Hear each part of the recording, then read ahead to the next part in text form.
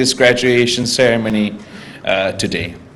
Given that this class will be part of this country's new journey, new story, and also because it was not so long ago that I stood where you stand today.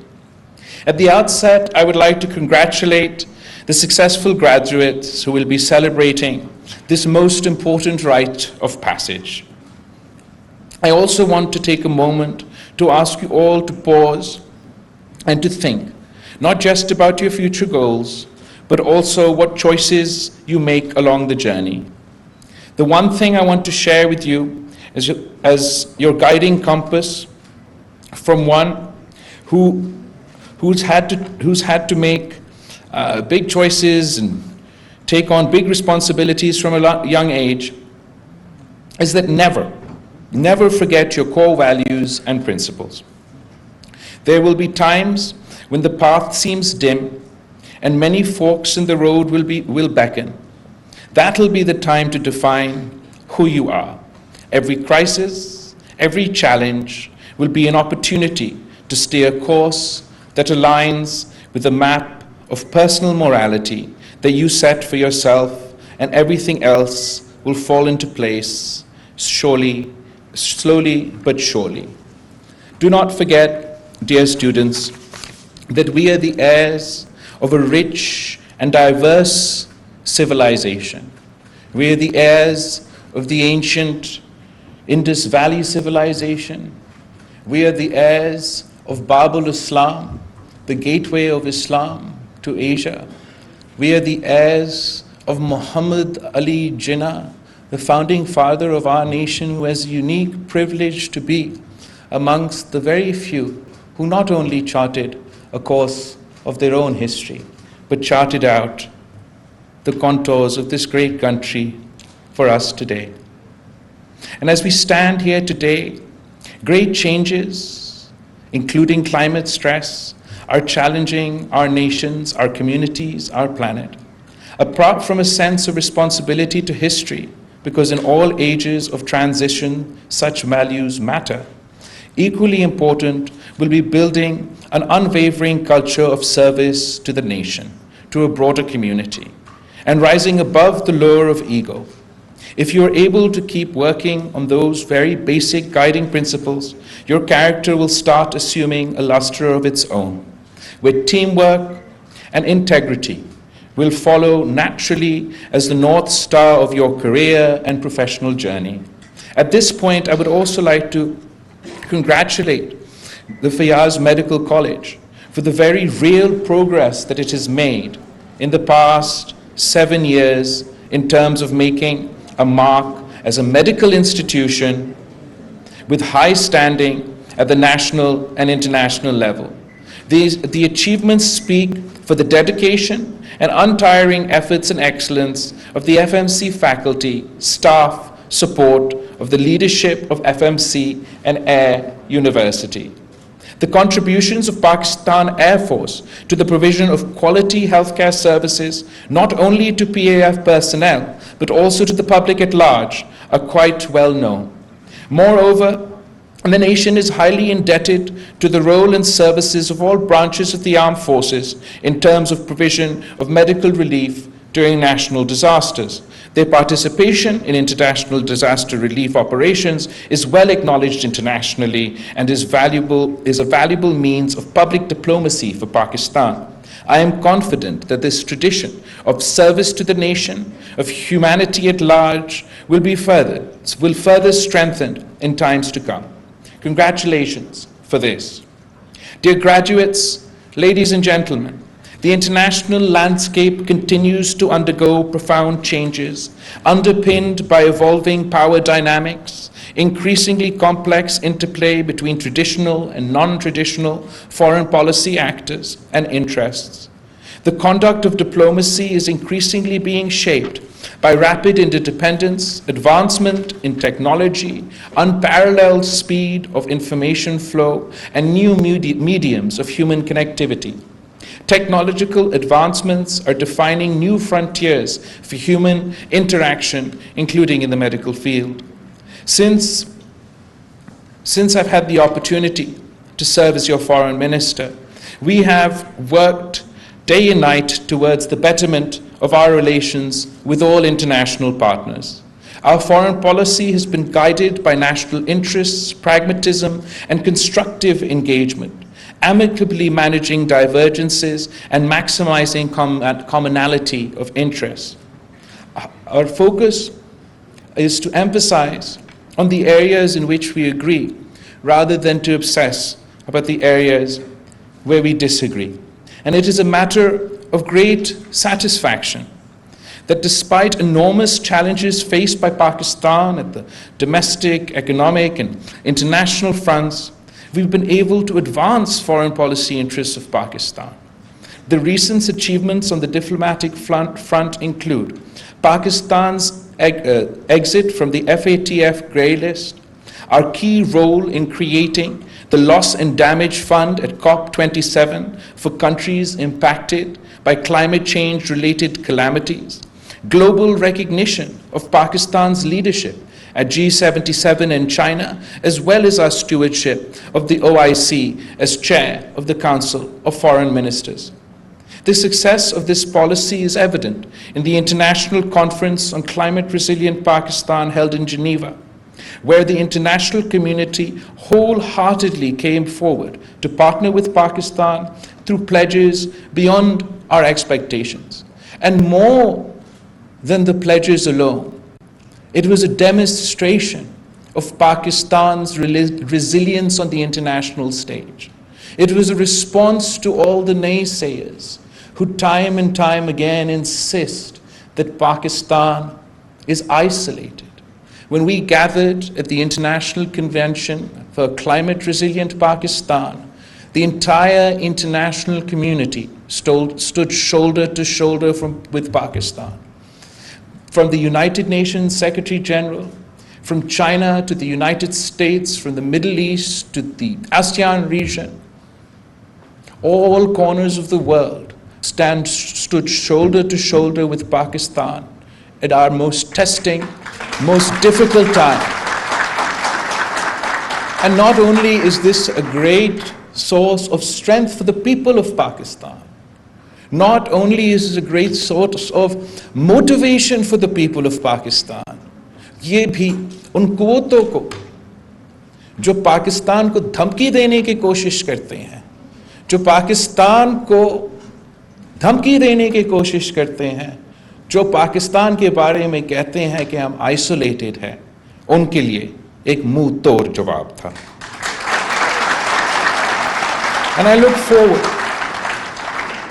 to partnering with the international community, to working to build a climate resilient Pakistan. The recent SCO Foreign Ministers meeting in Goa, India, is a testimony of Pakistan's strong resolve to proactively pursue Pakistan's foreign policy interests in traditional areas like national security, galvanizing international support on the issue of Jammu and Kashmir, and forge new partnerships for development. At the same time, we are mindful of the fact that Pakistan's diplomatic significance and political influence at the international level is a function of its economic relevance and integration in the global investment, trade, services, technology, and supply chain ecosystem. The winners of the 21st century will be those countries which are able to transform themselves into knowledge-based economies, positioning themselves as leaders in innovation, providers of high-end services and technology. The COVID pandemic manifested the fact that in this era, the power and prestige of states will be increasingly determined by the level of their capacity to grow in terms of knowledge, technology, and ability to manage non-traditional threats to societies. We witness how countries with strong public healthcare systems, expertise in disease surveillance and control, diagnostic treatment and vaccine manufacturing know-how were able to fare much better, not only in terms of managing the COVID pandemic in a better way, but also in terms of establishing their international prestige, economic relevance, and political influence. Having said that, میرا خیال میں جو پاکستان کا experience ہے اگر وہ ہمارا ہمسایہ ملک بھارت سے کمپیئر کیا جائے تو بے شک ہمارے پاس کم وسائل تھے, بے شک ہمارے پاس وہ انفراسٹرکچر نہیں تھا, مگر جس طریقے سے پاکستان کی فرنٹ لائن واریئرز کی وجہ سے, ہمارا نرسز, ہمارا ڈاکٹرز, ہمارا پیرامیڈکس کی محنت کی وجہ سے پاکستان نے جس طریقے سے کووڈ کا مقابلہ کیا اور بھارت نے جس طریقے سے کووڈ کا مقابلہ کیا وہ بھی دنیا کے سامنے ہے. The pandemic also demonstrated the interconnectedness of the world we live in. The potential of international cooperation was demonstrated during the COVID pandemic, resulting in the development of vaccines in record time. It also highlighted the imperative of collective action in the face of global threats, compelling states to cooperate for the prevention, control, and treatment of infection.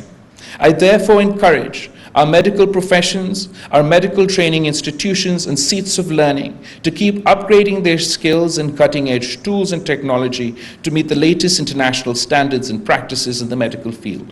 In parallel, the clinical faculty also needs to be abreast of the latest practices and innovations in the field, such as the role of allied sciences in patients' care, computer sciences, robotics, and artificial intelligence. The Ministry of Foreign Affairs stands ready to play its due role for facilitating international partnerships, healthcare cooperations, and networking in this regard. Through a well-functioning healthcare system built on trained and motivated healthcare providers, a well-maintained infrastructure, efficient use of technologies, and strong health plans, Pakistan can position itself as a hub for medical treatment and services in the region.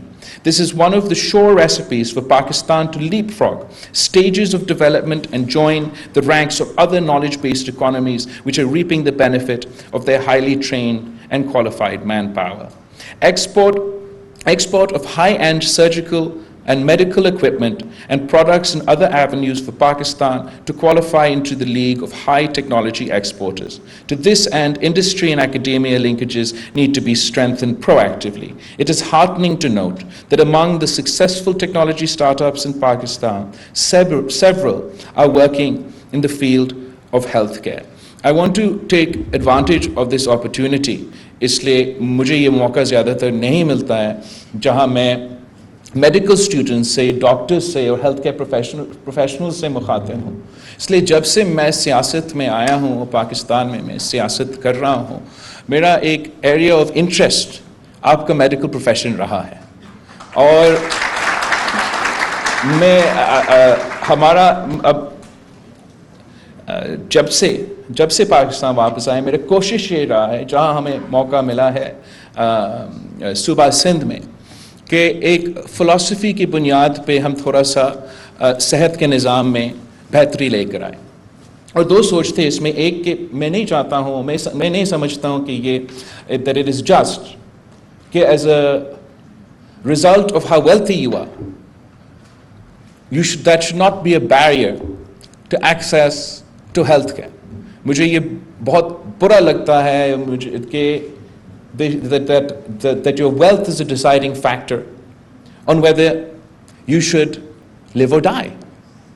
میرا خیال میں یہ ہمارا نظریہ, ہمارا سوچ کے خلاف ہے. اور اس لیے ہمارا پورا کوشش رہا ہے کہ ایک حکومت کی طرف سے اور پبلک پرائیویٹ پارٹنرشپ کو بھی استعمال کر کے کہ ہم مفت علاج خاص طور پہ جو عام آدمی ہیں ان کو پہنچائے, ان کے گھر تک پہنچائے, ان کے علاقوں تک پہنچائے, اور یہ علاج, یہ فیسلٹیز عالمی سطح کا سٹینڈرڈز کا جو ہے ان کا مقابلہ کر سکے. نا شاید آپ کو ایسا لگے کہ پاکستان کا کوئی صوبائی حکومت کے پاس اتنا وہ اہل نہیں ہے کہ یہ کام مکمل کر سکے. میں آپ کو بتانا چاہتا ہوں, کچھ ایگزامپلس بھی دینا چاہتا ہوں جہاں بہت سے مسائل ہیں. میں ایسے تو پریٹینڈ نہیں کر سکتا ہوں کہ ہم نے شہد اور دودھ کے نہریں بہہ رہے ہیں, لیکن میں اتنا تو کہہ سکتا ہوں کہ ہمارا کم وسائل, کم وسائل سے زیادہ محنت سے, اور ہمارا محنت کم, ہمارا ہیلتھ پروفیشنلز کا, ہمارا بیوروکریسی کا, ہمارا اسٹوڈنٹس کا محنت کی وجہ سے پارٹی میں to say, and I invite all the graduating students here today کہ میں آپ کے لیے ٹور کا بندوبست کرتا ہوں کہ آپ آئے تاکہ ہم آپ کو سندھ کے وہ ہاسپٹلز دکھا سکتے ہیں جس سے میں آپ سے دعویٰ کرتا ہوں کہ آپ آئیں گے اور آپ خود دیکھیں گے کہ یہ ہاسپٹلز جس کا میں ابھی ذکر کرنے والا ہوں وہ انٹرنیشنل سطح کا پوری دنیا کا کسی امریکہ کا آپ اٹھا کے یو کے کا آپ اٹھا کے ان کا مقابلہ کر سکتے ہیں اور یہ ہم اپنے وسائل سے پاکستان کے وسائل سے یہ ادارے کھڑے ہوئے ہیں. I want to ask you کہ کیا آپ has anybody heard of Gambat? کسی نے سنا ہے کہ گمبٹ کیا؟ ادھر آگے 2-3 لوگ ہیں. میں باقیوں کو سمجھانے کے لیے گمبٹ ایک تحصیل ہے، گمبٹ تحصیل جو خیرپور ضلع سندھ میں ہے، ناردرن سندھ میں ہے، ہمارا سب سے بڑا ڈسٹرکٹ ہے، بہت پسماندہ علاقہ ہے. اور مجھے ہم سب کو یہ بات بہت تنگ کرتا تھا کہ اگر آپ کو پاکستان میں لیور کا علاج کروانا ہے، آپ کو لیور ٹرانسپلانٹ کرنا تھا، تو مجھے بہت برا لگتا تھا کہ یہ بہت مہنگا علاج ہے اور کروانے کے لیے ہمارے اپنے لوگ باہر جانا پڑتا تھا، یہ دوسرے ملک جانے پڑتے تھے. اور اب میں فخر سے کہہ سکتا ہوں کہ گمبٹ کی تحصیل خیرپور میں آپ کو حکومت کے ہاسپٹل میں فری مفت لیور ٹرانسپلانٹ کا علاج ملتا ہے اور وہ ہم نے کر کے دکھایا ہے. اب گمبٹ کے عوام اس کا فائدہ لیتے، خیرپور کے عوام اس کا فائدہ لیتے، لیکن سارے صوبے سے پاکستان بھر کے عوام خیرپور آ کے گمبٹ سے یہاں اپنا لیور کے علاج، کڈنی کا علاج بھی مفت کرواتے ہیں. اس سے بھر کر افغانستان سے دوسروں ممالک سے بھی لوگ یہاں آ کے گمبٹ آ کے ان کا علاج مفت علاج کرواتے ہیں. لیور کا ہمارا ڈاکٹر بھٹی صاحب ہے جو وہاں کام کرتا ہے، محنت کرتا ہے اس ادارہ بنانے میں، اور جہاں ہم لیور کا علاج بھی کرواتے ہیں، کڈنی کا علاج بھی کرواتے ہیں، لنگ ٹرانسپلانٹ فرسٹ پبلک، میں ابھی ہو کر آیا ہوں اس کا انوگریشن کرنا، the first public institution that does free lung transplant. جو ڈاکٹرز اس کمرے میں ہیں ان کو معلوم ہوگا، آپ کو معلوم ہوگا کہ کتنا مشکل ہے بون میرو ٹرانسپلانٹ کروانے کے لیے. آپ جانتے ہوں گے کہ کتنا سینسٹیو یہ پروسیس ہے. ہم گمبٹ کے تحصیل خیرپور میں بون میرو ٹرانسپلانٹس کرتے ہیں اور 100% مفت کرواتے ہیں. اور یہ obviously ہم نے کراچی کا بھی جنا ہاسپٹل میں اور ڈاؤ یونیورسٹی میں بھی لیور کا اور اس قسم کا علاج بھی شروع کیا ہے.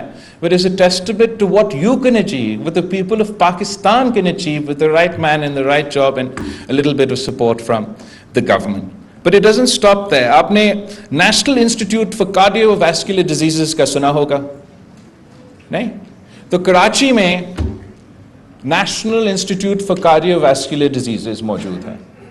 2015 میں یہ ادارہ پہلے وفاق سنبھالا جاتا تھا، پھر صوبائی حکومت کو دیا گیا، اور اس وقت وہ چندہ پہ چلتا تھا اور ایک بڑا اینڈ چارج بھی کرتا تھا علاج کروانے کے لیے. they used to charge you and over the course of a short span of time اب وہ ادارہ دل کے علاج کے لیے ہارٹ ٹرانسپلانٹ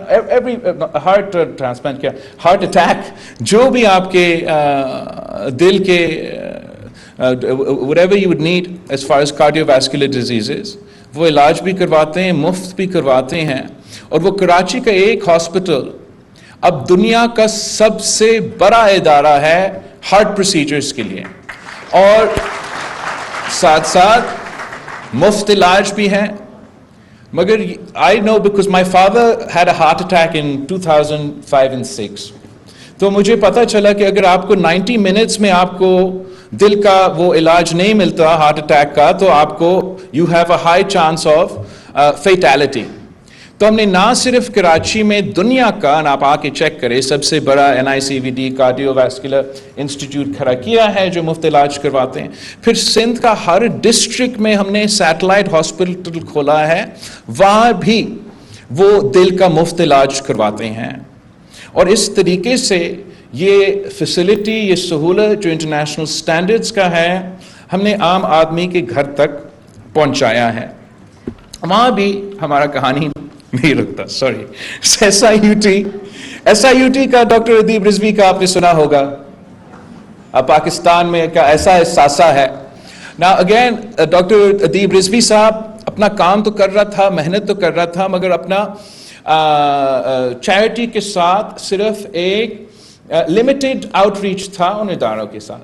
جب سندھ حکومت نے ڈاکٹر ادیب رضوی کے ساتھ پارٹنر کیا، وسائل فراہم کیا، تو یہ ادارہ کو ہم نہ صرف کراچی میں مضبوط کر سکے، مگر اگین SIUT کا فیسلٹی، کڈنی کا علاج ہر ڈسٹرکٹ میں پہنچا سکیں. آپ سب کو معلوم ہے کہ ایمرجنسی سروسز جو ہے، ایمرجنسی جو ER روم ہے، وہ سب سے زیادہ سٹریس پوائنٹ ہوتا ہے ہر ہاسپٹل میں. اور اس کی وجہ سے، ہمارا فیسلٹیز کی اوور برڈن کی وجہ سے، سٹاف کم ہونے کی وجہ سے، وسائل کم ہونے کی وجہ سے، ہمارا اوور آل ایمرجنسی روم کا پرفارمنس بہت متاثر ہو رہا تھا. اس کو ایڈریس کرنے کے لیے ہم نے پرائیورٹائز کیا کہ جو بچوں کا، جو انفنٹس کا، جو چلڈرن کا ایمرجنسی کیئر ہے، پہلے ہم اس کو درست کریں گے، اور پھر جو ER کا کمرہ ہے سب کے لیے، اس کو بھی ہم اپنا ٹراما سینٹر کے ساتھ ملا کے اس کو امپروو کریں گے. تو چائلڈ لائف فاؤنڈیشن کے ساتھ مل کے ہم نے سندھ کے ہر ڈسٹرکٹ میں مفت ایمرجنسی سروسز بچوں کے لیے چائلڈ لائف فاؤنڈیشن کے ساتھ کا بندوبست کیا ہے. اور وہ بھی میں آپ کو چیلنج کرتا ہوں کہ آئے آپ دیکھیں، آپ خود کمپیئر کریں. ایک طرف NHS جس کو میں نے خود ایکسپیرینس کیا ہے کہ سروس ہے، اور دوسرا یہ چائلڈ لائف فاؤنڈیشن کا سندھ حکومت کے ساتھ فیسلٹی ہے. مقابلہ کیا جا سکتا ہے، نہ صرف سٹینڈرڈز میں، نہ صرف فیسلٹیز میں، مگر ہم ان کا مقابلہ کر سکتے ہیں. اور جب ہم نے کووڈ کا پینڈیمک کا مقابلہ کیا تو ہمیں پتہ چلا کہ پورا پاکستان میں حکومت کی طرف سے کوئی انفیکشس ڈیزیز ہاسپٹل نہیں ہے. تو ہم نے یہ چند جو 2-3 سال گزرے ہیں، اس میں پہلی دفعہ پاکستان کا انفیکشس ڈیزیز ہاسپٹل کھول دیے ہیں. وہ بھی کراچی میں کام کر رہا ہے، چل رہا ہے. ساتھ ساتھ آپ کو یہ پتہ ہوگا، اس لیے باقیوں سے جب میں بات کرتا ہوں ان کو تو they don't understand what I'm talking about. Cyber knife technology کا آپ نے سنا ہوگا. یہاں کے جو ایکسپرٹس ہیں، یہاں کے ڈاکٹرز ہیں، ان کو معلوم ہوگا کہ سائبر نائف ٹیکنالوجی کیا ہے. یہ ایک اسپیسیفک علاج خاص طور پہ کینسر کا ہوتا ہے، and they don't need to do any، یہ ایک روبوٹ کے تھرو وہ کرواتے ہیں. اب اگر بہت ہی مہنگا ترین علاج ہے، اور ہر ایک پروسیجر کے لیے باہر جانا پڑتا تھا $90,000، sometimes more than $100,000 per procedure. Patients aids foundation ایک چیریٹی آرگنائزیشن ہے، ان کے ساتھ مل کے ہم نے پاکستان کا سب سے پہلا سائبر نائف فیسلٹی کراچی کا جنا ہاسپٹل میں کھولے. اور یہ دنیا، ایک تو پاکستان کا تو سب سے پہلا سائبر نائف تھا، مگر دنیا بھر میں واحد سائبر نائف فیسلٹی ہے جو 100% مفت ہے. اور یہ کہیں اور نہیں ملتا. ابھی ماشاءاللہ ہمارے 2 ہیں. آخر پوائنٹ آپ کو میں اتنا انتظار نہیں کرواؤں گا. جو مینٹل النیسز ہے، جو اسپیشل نیڈز کی مسئلے ہیں، ان کو ایڈریس کرنے کے لیے کراچی میں، تھٹا میں اپنے آٹزم سینٹرز اور اسپیشل نیڈز کی فیسلٹیز بنائے ہیں. کہنے کا مطلب یہ ہے کہ ہمارے وسائل کم ہیں، محدود ریسورسز ہیں، مگر اگر زیادہ محنت کیا جائے ہم پاکستان میں بھی ایسے کام کر سکتے ہیں جو کوئی اور ملک نہیں کر رہے ہیں. اور اس کے لیے مجھے آپ کی مدد کی ضرورت ہے، آپ کی ساتھ کی ضرورت ہے، خاص طور پہ ان بچے جو آج گریجویٹ کر رہے ہیں اور آگے آپ اپنے زندگی کے فیصلے لے رہے ہیں، کریئر کا فیصلہ لے رہے ہیں. اینڈ آئی ایم شیور کہ آپ کے 20 मेडल्स पहन के तो ग्रेजुएट कर रहे हैं, you'll have the world is your oyster, और आपके सामने बहुत ऑप्शंस होंगे, पर हमें भी मौका दें. The public sector needs you, Pakistan also needs you. तो आप अगर हमारे फैसिलिटीज़ में ख़ास तौर पे जिन फैसिलिटीज़ का मैंने जिक्र किया है थोड़ा दूर दराज इलाके में ज़रूर हैं, मगर जो आपको एक तो दिली खुशी मिलेगा जिस तरीके से आप आम आदमी को, गरीबों को का इलाज करवा रहे हैं, ये आगे जाके आपके सीवीज़ में भी बहुत अच्छा लगेगा. और हमें ये इस मसलक में आपका मदद की ज़रूरत है. ये तो convince people to go out and work in some of these top institutes, but in rural areas, in far-flung areas, वो हमारे लिए एक मिसाइल है. तो इस मौका का फ़ायदा उठाते हुए मैंने चाहा कि मैं आपसे रिक्वेस्ट करूं, आपके डॉक्टर्स से, आपके टीचर्स से और ख़ास तौर पे स्टूडेंट्स से रिक्वेस्ट करूं कि हमें आप मौका दे, that we can work with you. I'm sure you'll be applying to a lot of hospitals, but आप हमारे hospitals में apply करना भी ज़रा सोचें. Finally, dear graduates, the graduation ceremony marks the beginning of your professional career. I am confident that you will perform to the best of your capacities and serve this great country with the utmost care. When you excel in your careers, remember to give back to this land, this Pakistan, which nurtured you like your mother did in your early years. I once again congratulate all proud parents who must have put in their best efforts to support you, to groom their children, to become professional healthcare providers. I wish you all a very happy, bright and memorable days in your careers. May Almighty Allah bless you in all your future endeavors. Thank you. आप सबका बहुत बहुत शुक्रिया. पाकिस्तान जिंदाबाद. वज़ीर ख़ारिजा बिलावल भुट्टो ज़रदारी इस्लामाबाद में फ़ज़ाइया medical college के convocation से खिताब कर रहे थे. उनका कहना था कि पास होने वाले तलबा को मुबारकबाद पेश करता हूँ. अपनी रिवायात और इक़्तिदार को कभी मत भूलें. उनका कहना था कि उम्मीद है पास होने वाले तलबा मुल्क की तरक्की में भरपूर किरदार अदा करेंगे.